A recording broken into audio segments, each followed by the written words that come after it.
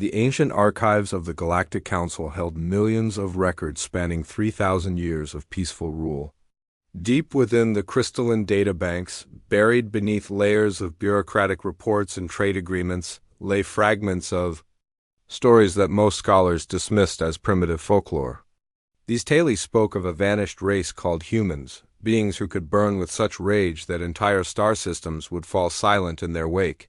Admiral Torvin had never believed in fairy tales. The massive alien stood before the tactical display.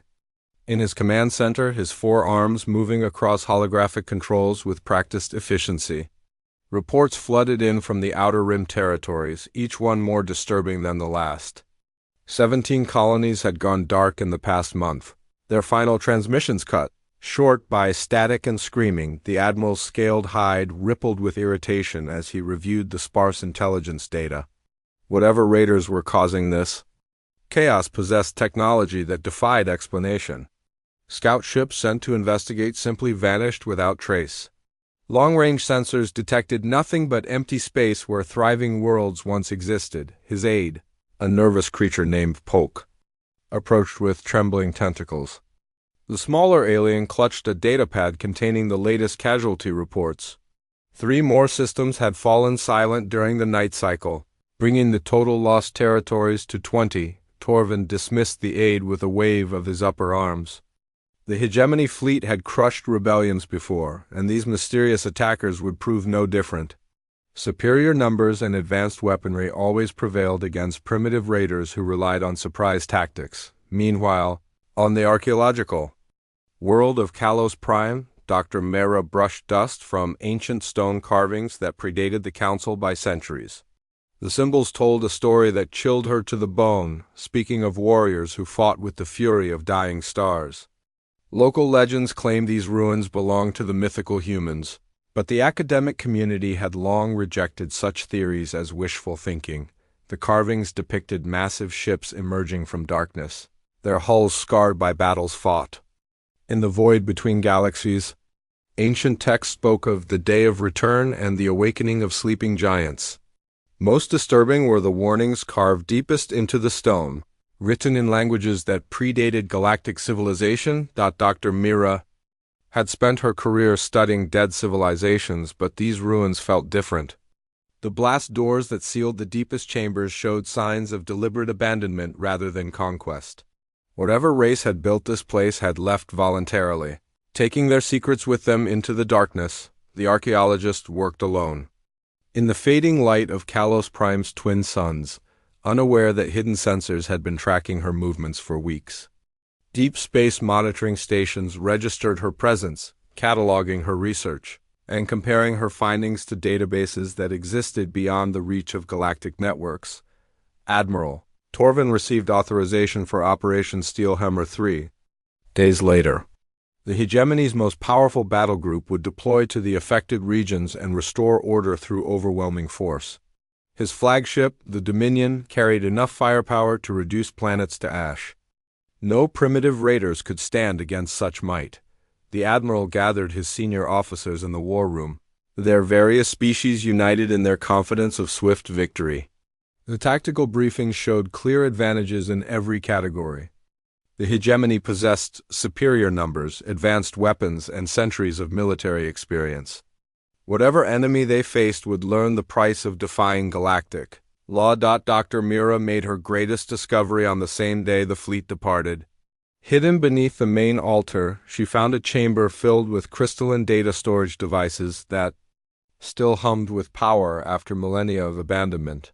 The technology was unlike anything in the galactic archives, suggesting capabilities that defied current understanding of physics and engineering. The data crystals contained star charts, marking systems throughout the galaxy, many of which matched the coordinates of recently lost colonies.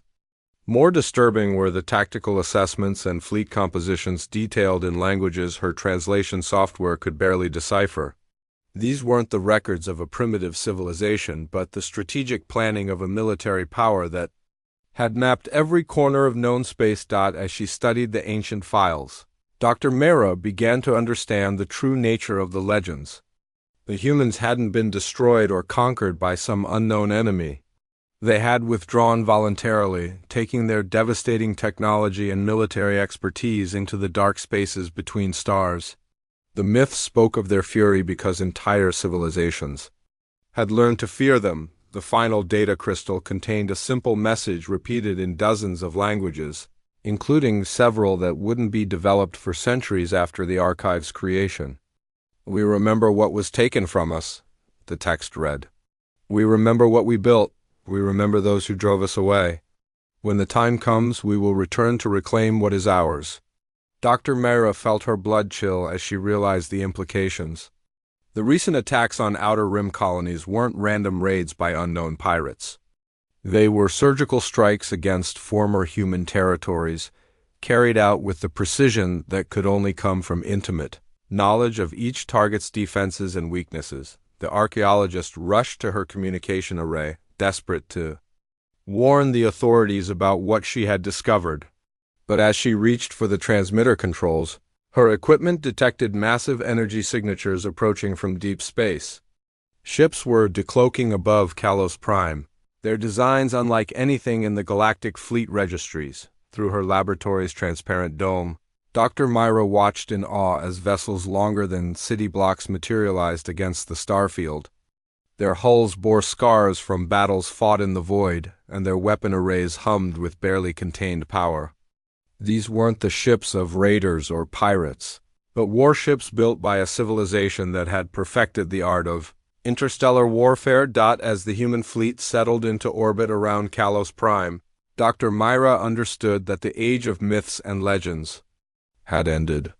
The sleeping giants had awakened, and their fury would soon light up the stars with the fire of 1,000 burning worlds. The Galactic Council's 3 millennia of peace was about to come to a violent end. The void between galaxies had been humanity's home for 4 centuries. In that endless darkness, scattered fleets had rebuilt their civilization from the ashes of civil war, their ships becoming moving cities that carried the survivors of a species that had once ruled among the stars. Now those same vessels crossed the galactic barrier, returning to territories that bore no trace of human presence. Captain Rex studied the tactical display from the command deck of the UES Defiant, watching as his sensors mapped star systems that had once belonged to Earth's colonial empire. Where thriving human settlements had existed, alien civilizations now flourished under the protection of something called the Galactic Council.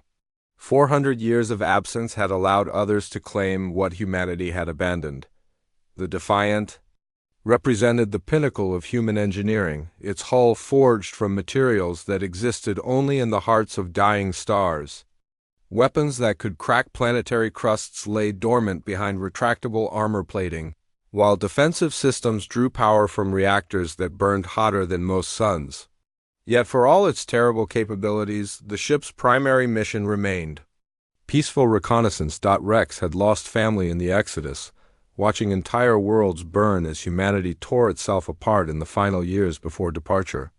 The survivors had sworn never to repeat those mistakes, tempering their martial instincts with hard-won wisdom.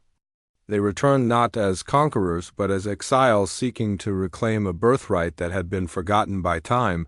The first alien contact came near the Centauri Nebula, where human colonies had once harvested exotic gases for interstellar commerce. 3 ships of unfamiliar design dropped out of hyperspace, their hulls bearing symbols that Rex's databases couldn't identify. The vessels moved with the confidence of a patrol fleet operating in familiar territory. Captain Voss of the Hegemony had been hunting pirates in this sector for 6 months without success. When his sensors detected the strange human vessel, he assumed it belonged to the raiders who had been terrorizing Outer Rim colonies. The ship's design matched no known configuration, and it refused to respond to standard identification protocols. Voss opened a communication channel, his translator converting his words into the trade language used throughout the galaxy. He demanded immediate surrender and compliance with Galactic Council regulations, threatening to open fire if the unknown vessel failed to heave to for inspection. The response he received defied all his expectations. Rex listened to the aliens' demands with growing confusion. The captain spoke of laws and regulations that had never existed during humanity's previous occupation of these systems. More disturbing was the casual assumption that human territory now belonged to some galactic government that hadn't existed when his people departed. The human captain activated his own communication array, his words transmitted in clear galactic standard that surprised the alien patrol leader. Rex identified himself and his ship, explaining that they were exploring former human territories and requesting safe passage to investigate colonial sites that had historical significance to his people. Voss had never heard of humans outside of ancient mythology, and he certainly didn't believe in the existence of lost civilizations that predated the Council. The unknown ship's captain was obviously lying, probably buying time while accomplices moved into attack positions. The hegemony officer ordered his weapons charged and targeted the mysterious vessel's engine sections. The first energy blasts struck the Defiant's shields with enough force to vaporize smaller vessels. Rex watched the weapon impacts register. On his defensive screens, their power levels far below what modern human shields could absorb. The attacking ships used technology that was centuries behind current human capabilities. Though their numbers gave them confidence in victory, Rex authorized defensive measures, allowing his tactical officer to return fire with minimum necessary force. The Defiant's energy weapons were designed to penetrate armor that could withstand stellar radiation. Against the alien vessel's primitive defensive systems, they proved devastatingly effective. Captain Voss watched in horror as his flagship's armor plating simply ceased to exist where the return fire struck. The unknown vessel's weapons cut through military-grade shielding like it was atmospheric gas, reaching critical systems with surgical precision. His other two ships suffered similar damage, their hulls opening to vacuum as power systems failed. Throughout their superstructures, within minutes, the brief engagement was over. Two hegemony cruisers drifted as burning wrecks while the third barely maintained life support. Rex had deliberately avoided targeting crew sections, but the message was unmistakably clear. Human technology had advanced far beyond anything the current galactic powers possessed. The human captain opened another communication channel, this time addressing the surviving alien vessel directly. Rex spoke in measured tones, offering medical assistance and safe passage back to hegemony territory. His only condition was that Captain Voss carry a message to the authorities who controlled former human space. Rex's words were carefully chosen to avoid unnecessary provocation while making humanity's position absolutely clear. He explained that his people had returned from their long exile, bearing no ill will toward the civilizations that had claimed their former territories. However, humanity intended to reclaim specific systems that held historical significance, and they hoped to accomplish this through peaceful negotiation. The message concluded with a simple statement that would echo through galactic politics for years to come. Rex informed the alien captain that humanity remembered what had been taken from them during their absence. They remembered the colonies that had been abandoned, the settlements that had been erased, and the territories that had been redistributed among alien powers. Most importantly, they remembered why they had been forced to leave in the first place. Captain Voss accepted the offer of medical assistance, though his pride as a hegemony officer burned at the humiliation of defeat. Human rescue teams worked with efficient professionalism, stabilizing his damaged ships and treating wounded crew members with technology that seemed almost magical in its effectiveness. As the battered hegemony vessels limped away toward friendly space, Rex stood on his observation deck and watched the stars that had once belonged to humanity. The peaceful return his people had hoped for was already proving impossible. The current galactic powers would not willingly surrender territories they had controlled for centuries. Regardless of humanity's historical claims, the captain activated his fleet communication array, sending coded messages to the hundreds of human vessels scattered throughout former colonial space. The reconnaissance phase was complete, and the results were exactly what military planners had predicted. Humanity had returned to find their birthright occupied by civilizations that had never known the true meaning of war. Rex's final log entry that day contained a simple observation that would prove prophetic in the weeks to come. The aliens who controlled human space had grown soft during centuries of peace, their military forces unprepared for conflicts that transcended the limited engagements they had experienced. They were about to learn why ancient myths spoke of human fury with such terror and why some sleeping giants should never be awakened. Emergency sessions had been called throughout the galaxy as word of humanity's return spread like wildfire through diplomatic channels. The massive assembly hall on Council Prime buzzed with the nervous energy of representatives from 1,000 worlds, their various forms of communication creating a cacophony that tested the limits of universal translation systems. None had expected to face a crisis that challenged the very foundation of galactic civilization. Chancellor Crick perched on his elevated platform, the avian leader's colorful plumage reflecting his agitated emotional state. 3 days had passed since Captain Voss delivered his devastating report, and the political ramifications were already reshaping alliances that had remained stable for centuries. Panic gripped the outer territories as colonies demanded military protection from the mysterious human raiders. The intelligence briefings painted a picture that defied rational analysis. Human ships possessed technology that surpassed anything in the galactic databases, moving with coordinated precision that suggested a military organization of unprecedented sophistication. More disturbing was their apparent knowledge of current galactic politics, indicating surveillance capabilities that had operated undetected for years. Senator Alba of the Crystalline Collective rose from her translucent platform, her crystalline form refracting the chamber's lighting into prismatic patterns. The ancient being had served on the council for over 2 centuries, making her one of the few representatives who remembered the old legends about humanity. Her voice carried the weight of hard-earned wisdom as she addressed the assembly. Alba spoke of archaeological evidence that suggested humanity had indeed existed as a spacefaring civilization before the Council's formation. Ancient ruins on dozens of worlds contained technology that matched the capabilities demonstrated by the mysterious attackers.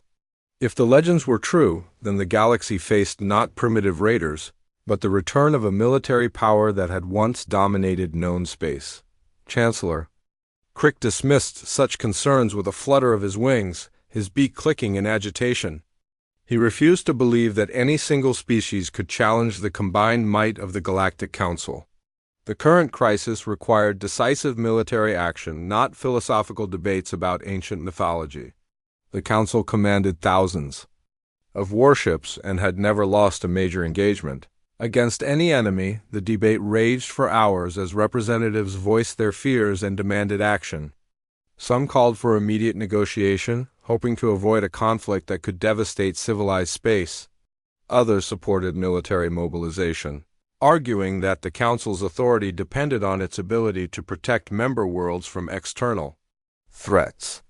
The chamber echoed with voices speaking in hundreds of languages, their words unified only by shared anxiety. Intelligence reports continued arriving throughout the emergency session, each one more alarming than the last. Human forces had established forward bases in 17 different sectors, their movements suggesting strategic planning that spanned decades. The attackers weren't random raiders seeking quick profits, but a coordinated military force executing a carefully planned campaign to reclaim specific territories. Chancellor Crick finally called for silence, his authority as council leader overriding the chaotic discussions. He announced his decision to authorize Operation Cleansing Wind, a massive fleet action designed to crush the human threat before it could establish a permanent foothold in civilized space. The combined fleets of 12 major powers would converge on human positions and demonstrate the price of defying galactic law. The mobilization orders went out within hours, carrying with them the weight of 3 millennia of peaceful governance. Shipyards throughout the galaxy received emergency requisitions for weapons and supplies. Military academies recalled their instructors to active duty. Entire star systems prepared for war against an enemy they didn't understand. Admiral Stone received the intelligence reports from his hidden command post in the Veil Nebula, the grizzled human officer studying tactical displays that showed massive alien fleet movements throughout the galaxy. His weathered face bore scars from battles fought during humanity's civil war, and his eyes held the cold calculation of a man who had seen civilizations rise and fall. The admiral's strategic staff worked around the clock analyzing enemy capabilities, their assessments confirming what human planners had long suspected. The galactic powers had grown complacent during their centuries of peace, relying on technological superiority rather than tactical innovation. Their military doctrines emphasized overwhelming firepower over maneuverability, making them predictable. Opponents for forces trained in asymmetric warfare, Stone activated his fleet communication array, sending coded orders to human task forces scattered throughout former colonial space. The reconnaissance phase was complete, and the results exceeded their most optimistic projections. The enemy's response to humanity's return had revealed critical weaknesses that could be exploited in the coming engagement. The human fleet began consolidating in the Veil Nebula, their movements masked by natural electromagnetic phenomena that confused alien sensors. Ships emerged from the darkness between stars, their hulls bearing names that carried deep significance for human crews. Stalingrad, Thermopylae, Normandy, and Gettysburg took their positions in formations that had been practiced during 4 centuries of exile. Admiral Stone stood on the bridge of his flagship, the UES Retribution, watching as the final vessels arrived at the rally point. 300 human warships represented less than 5% of humanity's total fleet strength, but their combined firepower exceeded anything the galaxy had seen since the ancient wars that predated recorded history. Each vessel carried weapons designed to fight enemies who possessed similar technology, making them devastatingly effective against opponents who had never faced peer-level threats. The Admiral's tactical displays showed the approaching Council fleet in perfect detail, their course and composition exactly matching human intelligence predictions. Chancellor Crick had committed over 2,000 vessels to Operation Cleansing Wind, representing the largest military force assembled in galactic history. Their commanders believed that numerical superiority would compensate for any technological disadvantages. Stone smiled grimly as he reviewed the enemy's battle plan, recognizing the tactical doctrine that had remained unchanged for centuries. The Council forces would attempt to overwhelm human positions through concentrated firepower, relying on their superior numbers to achieve victory through attrition. They had never faced an enemy capable of fighting outnumbered and winning. The human admiral opened a secure channel to his task force commanders, his voice calm despite the magnitude of the coming battle. He reminded them of the lessons learned during humanity's darkest hours, when survival had depended on tactical innovation and the willingness to make terrible sacrifices. The galaxy was about to witness the evolution of human warfare, refined by centuries of conflict against their own kind. As the Council fleet entered the Veil Nebula, confident in their overwhelming numerical advantage, they had no idea they were flying into a trap that had been 400 years in the making. The myths that spoke of human fury were about to become reality, and their warships would indeed light up the stars with the fire of 1,000 burning worlds. The age of galactic peace was ending, and humanity would teach the galaxy why some legends should never be tested. The Veil Nebula had served as a graveyard for ancient civilizations, its swirling clouds of gas and debris hiding the remains of battles fought before the galaxy achieved peace. Now it would witness the largest military engagement in recorded history, as two fundamentally different philosophies of warfare collided in the darkness between dying stars. Admiral Stone watched from the bridge of the UES Retribution as enemy formations emerged from hyperspace at the nebula's edge. The Council fleet stretched across dozens of light minutes, their combined mass representing the industrial might of 1,000 worlds. Over 2,000 vessels moved in perfect formation, their hulls gleaming with the confidence of forces that had never known defeat. The human fleet waited in the nebula's heart, 300 ships arranged in patterns that would have puzzled any observer familiar with conventional military doctrine. Instead of massed formations designed to concentrate firepower, the human vessels were scattered in seemingly random positions that took advantage of the nebula's natural interference patterns. Each ship operated as an independent unit, capable of coordinating with others through quantum communication networks that defied detection. Chancellor Crick observed the approaching battle from his command vessel, the massive dreadnought Galactic, Pride bristling with weapons that could reduce planets to molten slag. The avian leader had personally taken command of Operation Cleansing Wind, determined to witness the destruction of the mysterious humans who dared challenge galactic authority. His tactical displays showed clear numerical superiority in every category that military analysts considered relevant. The first human ships appeared on Council sensors as ghostly contacts that flickered in and out of detection. The nebula's electromagnetic interference made targeting difficult, but the Council fleet's overwhelming numerical advantage would compensate for any accuracy problems.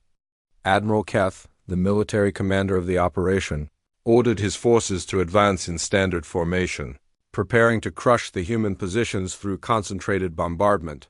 Admiral Stone allowed himself a moment of satisfaction as he watched the enemy's predictable response. The Council forces moved exactly as human intelligence had projected, their commanders following tactical doctrines that had remained unchanged for centuries of peaceful governance. They had never adapted their strategies to face opponents who possessed equivalent technology and superior tactical flexibility. The engagement began when human scout ships initiated hit-and-run attacks against the Council's forward elements.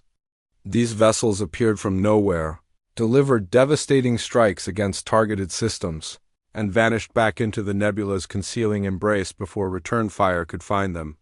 The attack seemed random to Council observers, but they followed a carefully orchestrated plan designed to disrupt enemy formations and create gaps in their defensive coverage. Admiral Keth ordered his fleet to accelerate toward the nebula's core, hoping to force a decisive engagement before the human raiders could inflict significant damage. His tactical doctrine emphasized overwhelming firepower applied to concentrated target areas, a strategy that had proven effective against the limited threats the Council had previously faced. The alien commander had no experience fighting enemies. Who could match his force's technological capabilities? Human capital ships began emerging from the nebula's depths as the Council fleet committed to its attack run. The vessels that appeared bore little resemblance to conventional warship designs, their hulls optimized for survival in the hostile environment of interstellar warfare. Adaptive armor shifted and flowed like living tissue, while weapon systems emerged from concealed emplacements that had been invisible moments before. The used Stalingrad fired the first shot of the main engagement, its primary weapon converting a significant portion of its target's mass directly into energy. The Council battleship simply ceased to exist where the beam struck, its molecular bonds disrupted by forces that operated at the quantum level. The destruction was so complete that nearby vessels initially failed to register what had happened to their companion. Admiral Stone coordinated the human response from his flagship's command center, directing individual vessels through tactical networks that allowed real-time coordination across impossible distances. Human ships moved like predators stalking their prey, using the nebula's interference to mask their positions, while targeting enemy vessels with weapons that defied conventional physics. The Council fleet's numerical advantage began eroding as human firepower proved far more effective than projected. Energy weapons that could penetrate any known armor reduced mighty dreadnoughts to expanding clouds of superheated plasma. Kinetic projectiles accelerated to significant fractions of light. Speed punched through multiple vessels before their momentum was finally absorbed. Most terrifying were the exotic weapons that seemed to ignore the laws of physics entirely, reaching through shields and armor to detonate enemy reactors from within. Chancellor Crick watched in growing horror as his fleet's perfect formations disintegrated under the human assault. Ships that had ruled space lanes for centuries vanished in brilliant flashes of light, their crews never understanding what had killed them. The proud vessels of the Galactic Council, symbols of peace and prosperity throughout known space, burned like torches in the nebula's eternal night. Human fighter squadrons joined the battle as the engagement reached its climax, their small craft moving with impossible agility through the maze of capital ship formations. These weren't the sluggish interceptors that Council forces employed, but weapons platforms that incorporated artificial intelligence and adaptive programming. They fought like living beings, learning from each engagement and modifying their tactics in real time. The pilots who flew these deadly machines were products of humanity's long exile, trained from birth to operate in the hostile environment of deep space warfare. They had grown up aboard generation ships that crossed the void between galaxies, their entire civilization dedicated to preparing for the day when they would return to reclaim their birthright. Every one of them carried genetic memories of Earth's blue skies and the promise of worlds that awaited liberation. Admiral Keth's flagship came under direct attack as human forces pressed their advantage, exploiting gaps in the Council's defensive formations that had been created by precise targeting of command and control systems. The alien commander watched his tactical displays flicker and fail as quantum viruses infiltrated his communication networks, turning his own technology against him. The Battle of the Veil Nebula lasted 6 hours and 17 minutes, though. Most participants would remember it as lasting either seconds or eternity depending on their perspective. When the weapons finally fell silent, over 1,500 Council vessels drifted as wreckage among the nebula's ancient debris. The human fleet had suffered exactly 7 casualties, all from vessels that had deliberately sacrificed themselves. To protect damaged comrades, Admiral Stone opened a communication channel to the surviving Council forces, his image appearing on screens throughout the shattered enemy fleet. The human commander's face bore the marks of a lifetime spent preparing for this moment, and his voice carried the weight of 4 centuries of exile and remembrance. The Admiral's message was simple and direct, offering the survivors safe passage back to Council space in exchange for carrying humanity's terms to their political leaders. He explained that the demonstration was complete, and that continued resistance would only result in unnecessary casualties. The galaxy had 7 days to respond to humanity's offer of peaceful coexistence, after which diplomatic options would be replaced by military ones. As the remnants of the once mighty Council fleet limped away from the Veil Nebula, they carried with them footage that would reshape galactic politics for generations to come. The myths had become reality, and humanity's fury had indeed lit up the stars with the fire of 1,000 burning worlds. The age of galactic peace had ended in 6 hours of devastating warfare, and everyone who survived would remember the day when sleeping giants awakened to reclaim their place among the stars.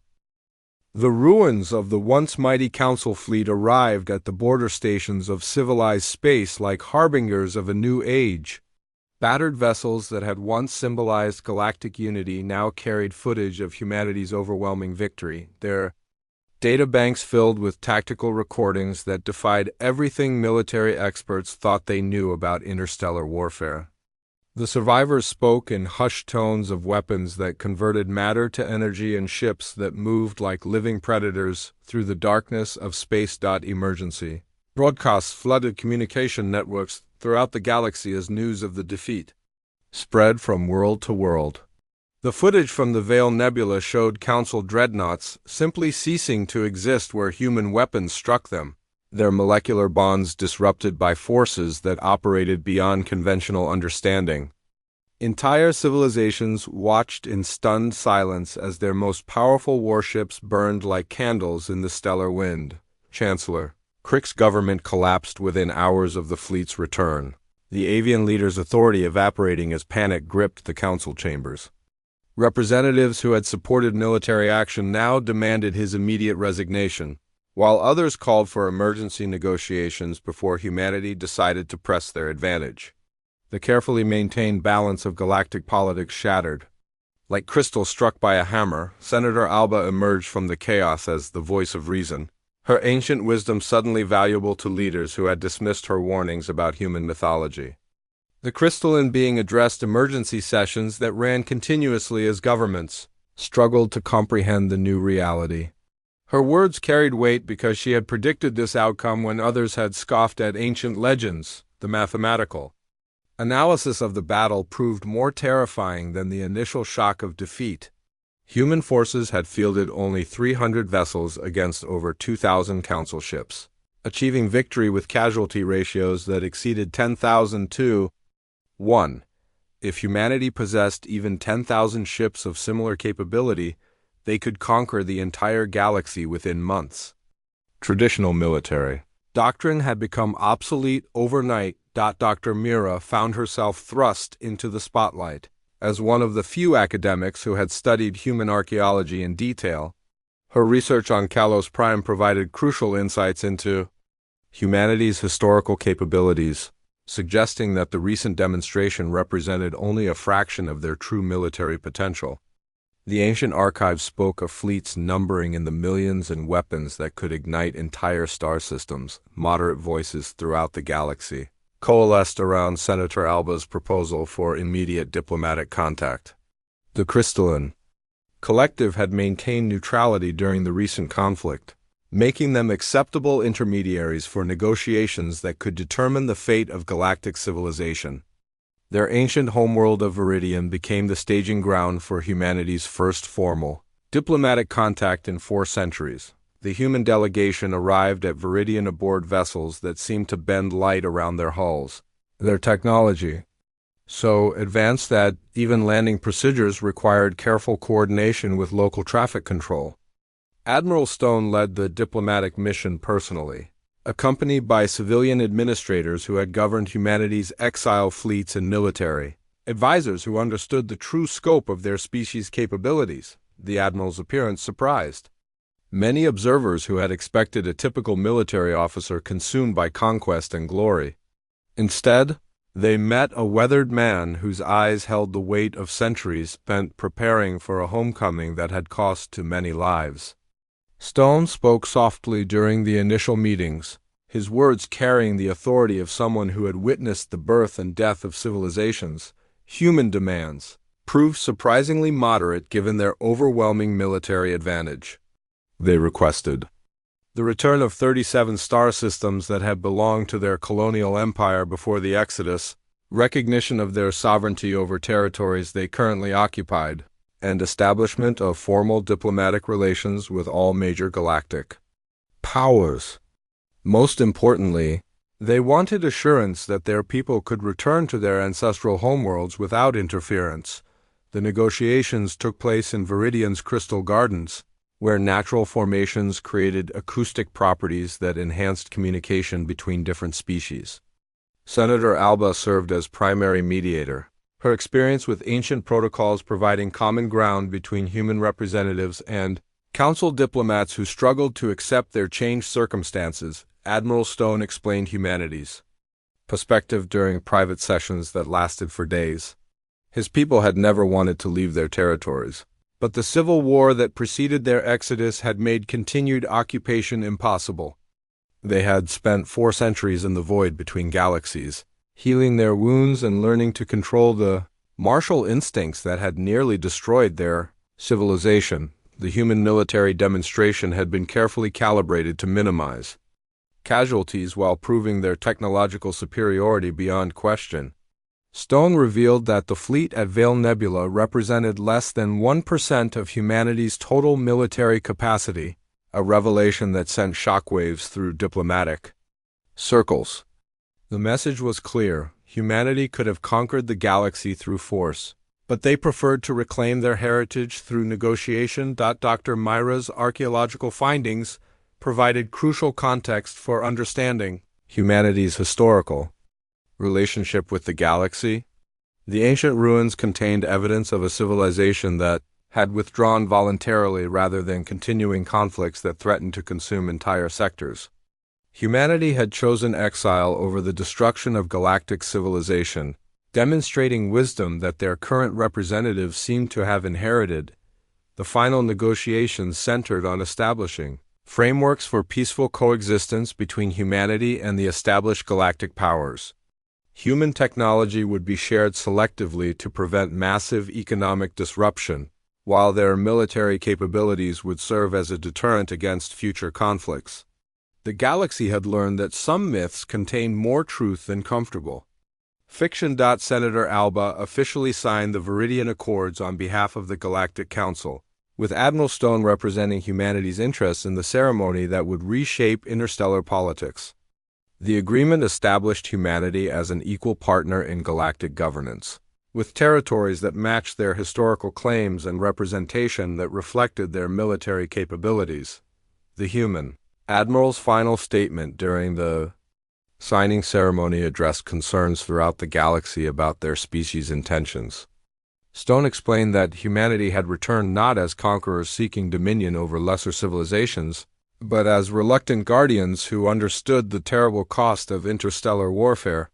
Their weapons would remain sheathed as long as peaceful coexistence remained possible. The implementation of the accords proceeded smoothly as human administrators took control of their designated territories with efficiency that impressed even their former enemies.